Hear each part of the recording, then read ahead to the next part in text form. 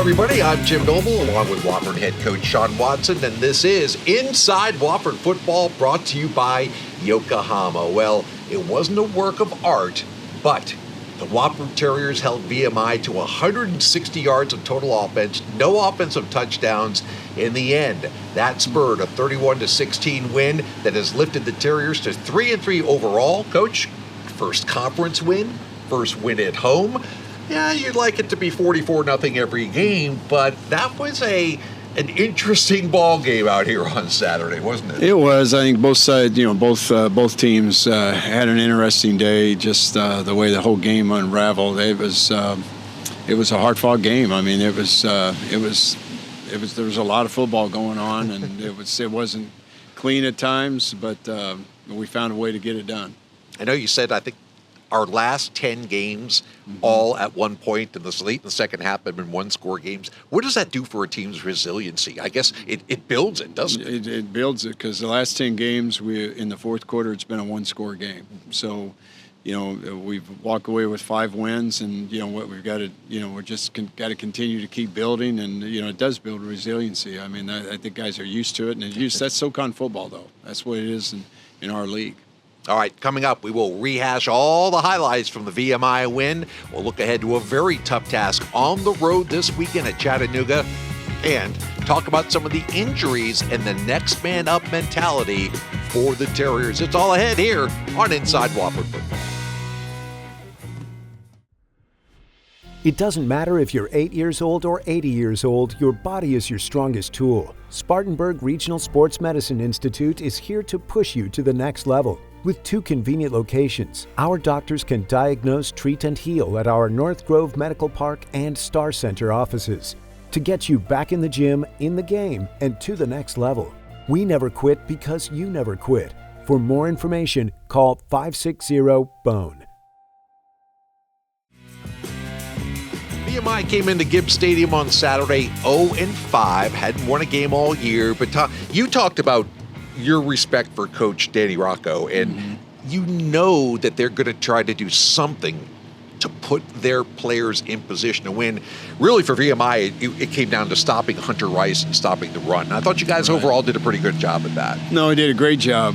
They've, for them, unfortunately, have had to go through, I think, 6 quarterbacks have actually played that position this year. So we've had, we knew they were going to come in and want to run the football. They've been a Wildcat package, an RPO package, so we knew what we had to do, and the guys did a great job. The guys up front defensively and the defensive line kept our linebackers free. They created havoc, and safeties fit the run really well, and they did a nice job taking care of the RPO game. So we were able to stop that part of it, which was big.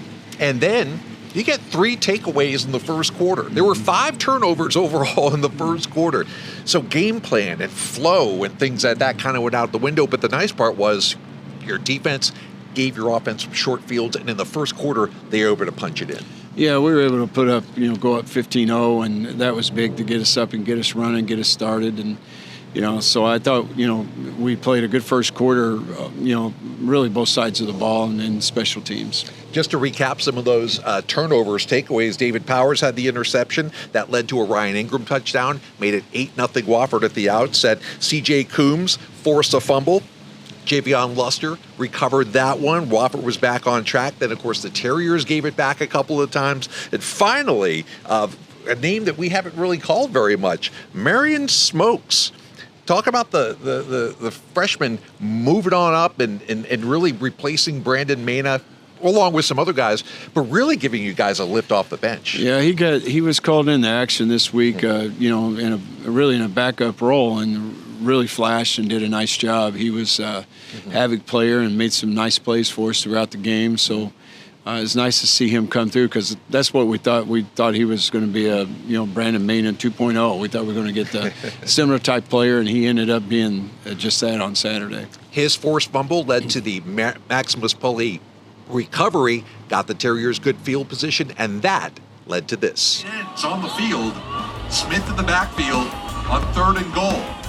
Seeley rolls out into the end zone. Touchdown Terriers. Jordan Davis on the receiving end, and Wofford has surged in front by 2 scores. A little play action there. That's very nicely done. Fake to the running back. Get Davis out in the flat in the end zone and a good throw. Jordan Davis, somebody we said Wofford need to get more involved. So after that touchdown by Jordan Davis, the Terriers are up 15-0. It was 15-3 at the half, mainly because that second quarter got a little messy. Neither offense was really on track. Penalties were bogging the game down. I know, 14 penalties is something you never want. There were some interesting calls, and we'll leave it at that. But when the penalties were starting to pile up, what was your message to the guys at that point? We just have to stay poised. On both sides of the ball, we had some procedure penalties. We've got to key the ball on defense. That's easy. And then, on offense, we have to listen to our quarterback's voice. They were making move calls with their front, and they try to always time them up. Everybody does it, tries to time it up during our cadence and try to, get our guys to jump, and we've got to just have more discipline. 15-3 Wofford at the half. When we come back, the second half from Gibbs Stadium as Inside Wofford football continues. Did you know Ingalls only sells USDA choice and prime cuts of meat? Maybe it's time to reward yourself. Our butchers cut all our meat fresh in the store every day. Grass-fed, organic, you name it. Not only that, we'll even cut it to order just the way you like it. And we grind meat fresh in the store multiple times a day. It's all in the bag. That's the best meat in town for the best folks in town. Ingalls. Low prices. Love the savings. Welcome back to Inside Wofford Football, sponsored by Yokohama. 15-3 Wofford over VMI as we enter the third quarter. And then the turnover bug started to affect Wofford. Paulie Seeley in for Amari Odom, his second start. What was Paulie seeing out there? Because I know VMI, one turnover was an obvious overthrow. There was a tip ball on another. Was there anything special that was going on with the defense that VMI was throwing out there? No, nothing special at all. I mean, there was one time, it's a forced throw. Just got to work our way back through the progression. Paulie will fix that. That's easy.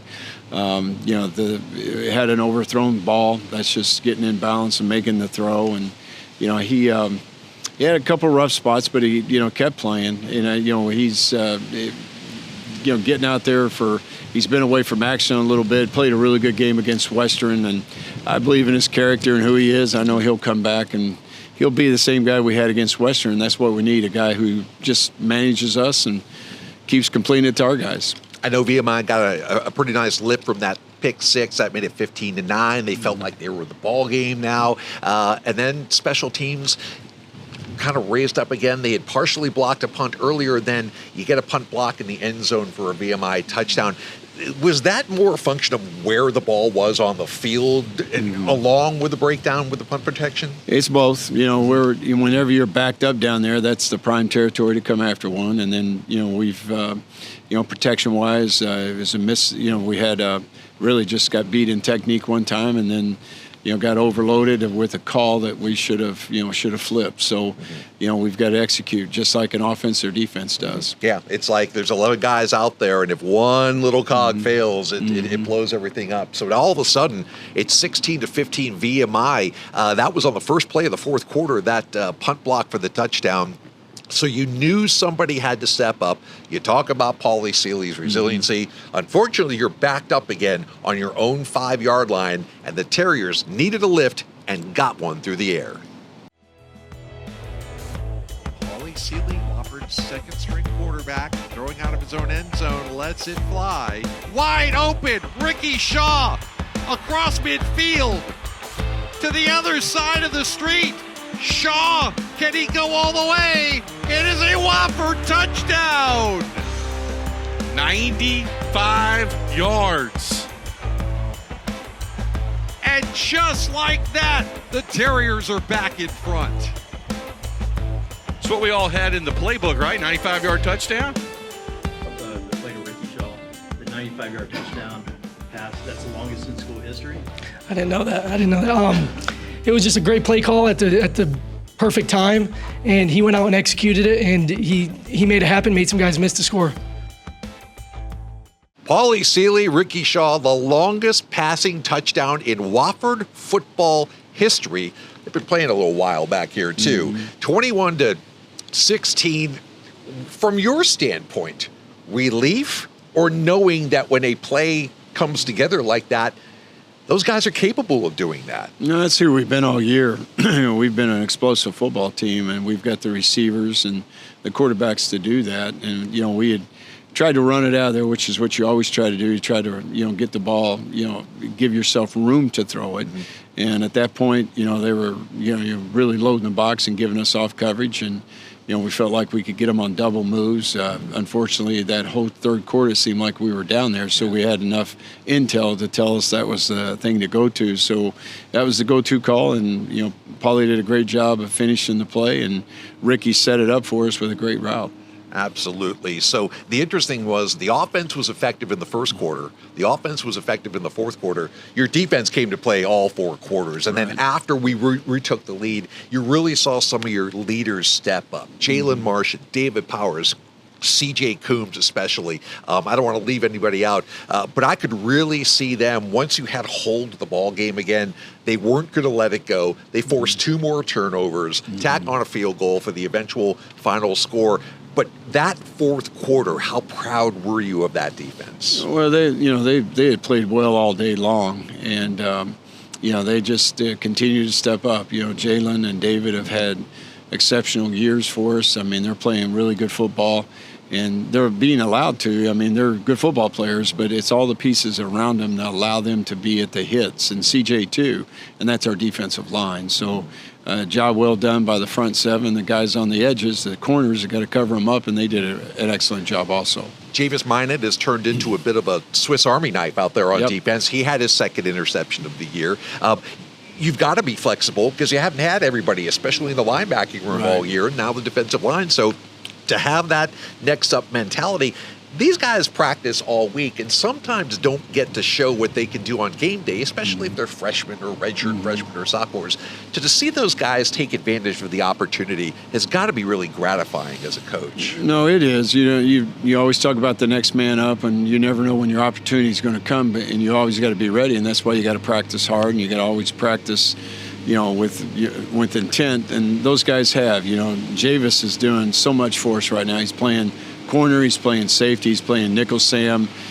He's given us a lot of really good football and really helping us honestly become more dimensional because he can do so much, and that allows us to play some other guys too in spots and highlight them. So it's been guys on defense have done a really nice job of putting guys in place to make plays. So it goes in the books as win number 3 on the season for Wofford. Terriers now 1-2 in Southern Conference play. When we come back, a look ahead to the road trip to Chattanooga. It's coming up next. Black and gold. Bold. A victory story about to be told. Grit, toughness, and tenacity. A hub of hard work in Hub City. We're on these wins like dogs on a bone. In the zone, our place, in your face, won't leave you alone. Strength, speed, fire, true. I'm sorry, do these things trouble you? We're Wofford College. We fly the W. Ingalls, proud partner of the Wofford Terriers.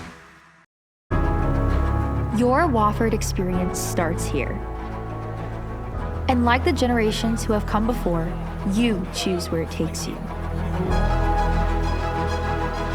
What's up from Copenhagen?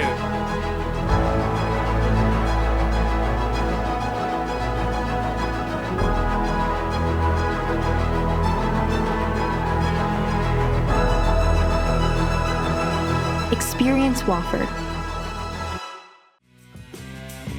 And welcome back to Inside Wofford Football with head coach Sean Watson. I'm Jim Noble. All right, Chattanooga awaits. It's a very nice place to visit in the fall. Not so much when their football team is playing pretty well. Chattanooga comes in 3-3, 2-1 in Southern Conference play, coming off an absolute annihilation of Furman in Greenville on Saturday. You and I talked earlier about just offensively the balance they bring on that side of the ball and the talent they have on the defensive side of the ball. Tough task for you guys. Yeah, tough task, but we'll be ready for it. I mean, we love playing in these games, and it's our league. It's every week it's like this. So, they really do have a really good football team. Both sides of the ball. Their offensive line, defensive line's the heart and soul of their team. They run the wide zone play on offense and do a great job with it, with a great back. And quarterback is really good, quick-handed in the RPO game. Really talented receivers, so they'll be a nice handful for us. And then, defensively, the defensive front's really good, and they're supported by good linebacker core. They're really good in the second level, and they're really good on, I don't care what position in the back end they can cover. I know we've talked a little bit about injuries already, but you look at some of the people that we're down right now. We're really down 5 starters by my count, and hopefully some of those guys will be back later in the year. We'll have to wait and see on people like Amari Odom and Nick Morgan, and I could go down the list without getting too specific, but it is an opportunity for people to show what they can do. How do you view that? How does that work in terms of, our training staff, our strength coaches reporting back to you? You want to get somebody back, but you want to make sure they're 100% before they come back. So I guess it's probably a constant back and forth of information between you and those guys. No, it is. We have to work real close together. We've got a great medical staff. Our team doctors are awesome. We meet after every game and we formulate a plan. Here's what's happened. Here's the plan. Here's where we're at now, and that's usually after the game. Here's what the week looks like, and then we stay in touch all week long. Will Chrisman, our head trainer, he's part of our edge. I mean, he's done an unbelievable job for us and getting the kids back and getting them back healthy and getting them rehabbed. So I feel good about, the support that we have, because the doctors, the trainers, and then our strength staff, we all work together to get them back. Yeah, some of the unsung heroes you don't see too much if you're just watching game day, but trust me, they are very well respected and unfortunately kind of busy right now here around the football building. So we always appreciate your time. Best of luck in Chattanooga, man. I'm looking forward to it. Thank you. All right, and thanks to our staff, of course, producing Inside Wofford Football each and every week. For Sean Watson, I'm Jim Noble. Thanks for watching Inside Wofford Football, sponsored by Yokohama.